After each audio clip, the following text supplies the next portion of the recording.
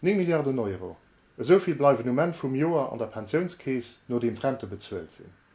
D'Regierung huet lo beschloss, déi Suen all als Sikhaf, als Placementsfongen also unzeleen. D'Haltestoffe kënnen an Aktien no gelecht ginn, de Recht an Obligationen an Immobilien ëcher ganz Welt. Die längst sie kategorisch gegen so spekulativ Investissementer. Huet d'Regierung der näicht aus der Finanzkrise geléiert. Nëmme well 2008 just 5% an Aktien ugelecht wären, si man ernst Katastrophe kom.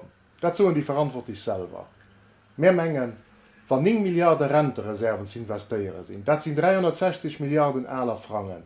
Da sollen die Sue net geholl gin fir de kurzfristigen Profit an Bonien vun de Finanzjongleuren zu finanzieren, weil déien Stio Dach nëmmen durch Delokalisationen an Zerstörung vun Erbisplätzen.